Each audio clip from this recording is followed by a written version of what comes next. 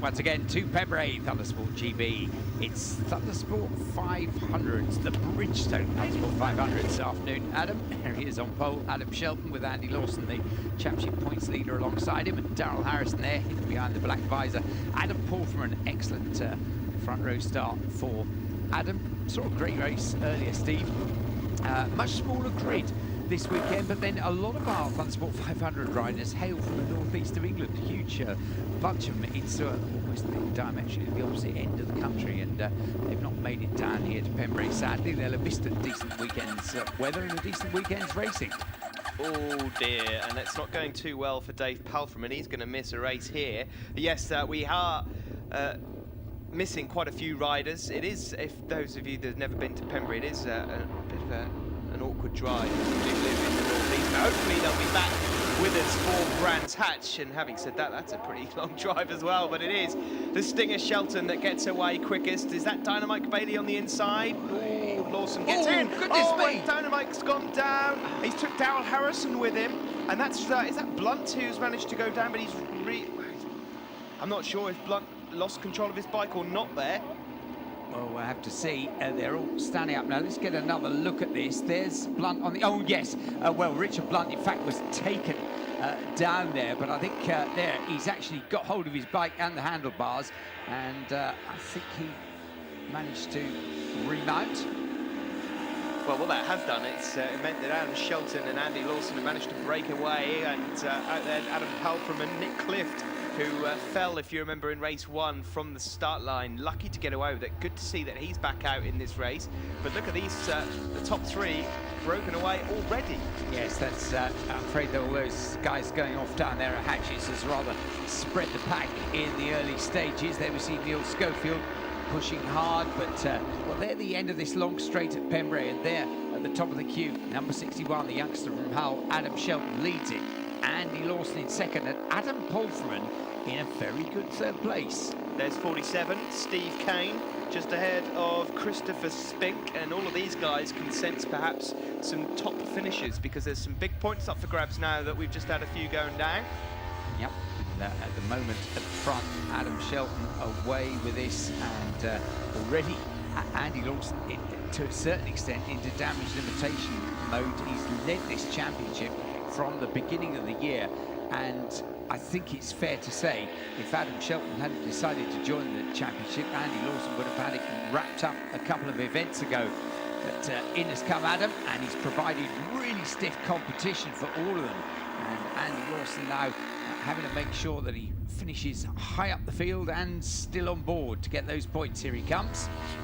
So it is Shelton that leads from Lawson, and there's Palfram in third. We wait for fourth and fifth. There's Steve Kane and Christopher Spink.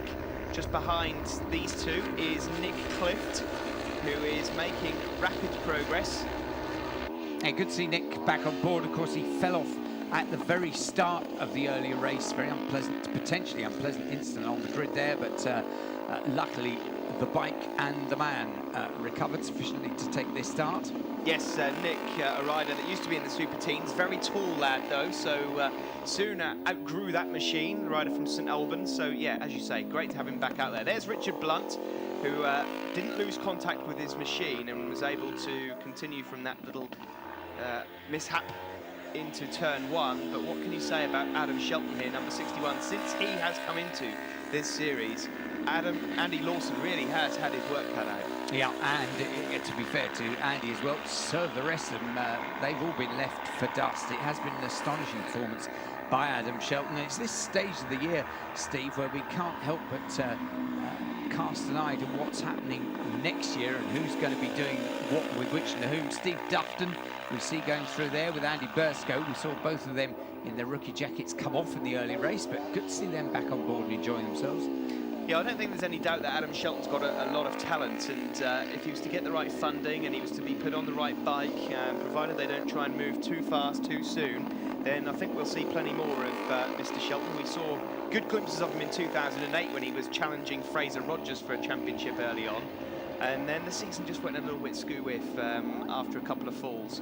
But he's a great rider, and I would really have to rack my brains to think of the last time, if he goes on to win it. I won't talk it up too much, Crash, but 8 wins on the trot it would be if he crosses the line here. Yeah, it's fantastic stuff from young Adam. There we see, once again, Steve Kay, number 47, chasing after Chris Spink now, and Nick Clift. They both got past him. We saw Chris Spink get past a couple of laps ago, but Nick Clift is now advanced. There he is, number 32. Running in around about, I think, well, he's up into 5th place at the moment, and he looks as though he's got designs on 4th as they charge down the long straight here into Hatchets. There goes Spink, Clift and Steve Kay. Yep, these riders all know each other's riding styles really well, having had a fat part of a season racing under their belt. Still, it is Adam Shelton out front from Andy Lawson, and Adam Pulfman having an excellent race in 3rd. Just look at the lap time, Steve. Andy Lawson is under some pressure from Adam Pulfman. He keeps putting in quicker and quicker times. It's Adam Shelton with the fastest lap of the race so far, but certainly Andy Lawson cannot be complacent and just think, I'm going for an easy 2nd place to do the damage limitation. He's got to look over his shoulder as well as Adam goes on to his last lap. Well, yes, although Adam is not an immediate threat in the championship, if he was to lose out on 2nd position and another 4 points went missing, then the pressure would start building, certainly after Brands Hatch. It will be interesting to see how Brands Hatch goes, because with 2 or 3 rounds to go, that's when you can really start to see who is going to get a grip, whether anyone starts feeling pressure or not. But Lawson has won a championship before, so he knows how to do it. And there they are. Pulfman right with Lawson. Andy Lawson does need to be careful, particularly as after Brands, Steve, we go to Oulton Park, and that's not a circuit that's much used throughout the year, and none of these guys will have had much chance to get up there and do any testing, and there's the checker. And it's double points. Absolutely, lots to play for. Matty giving the word there, and Adam Shelton takes another excellent win and entertains the marshals down at Hatchets. It's all right if it goes right, but it doesn't half look silly if it all goes wrong. What a lovely battle, though. Andy Lawson just getting 2nd. Thumbs up to the marshals from him. He got that 2nd by 36 thousandths of a second from a really good charging Adam Pulfman, who finished 3rd. Nick Cliff 4th. Chris Spink was 5th. And Steve Kay finished in 6th. And there on the podium, the 3 A's. Adam Shelton, the winner. Andy Lawson 2nd. Adam Pulfman 3rd. In the standings, Andy Lawson still with that handsome lead, but Adam Shelton closing in 2nd. Colin McCabe 3rd. Darrell Harrison 4th. Steve Holmes 5th. And Richard Blunted 6th.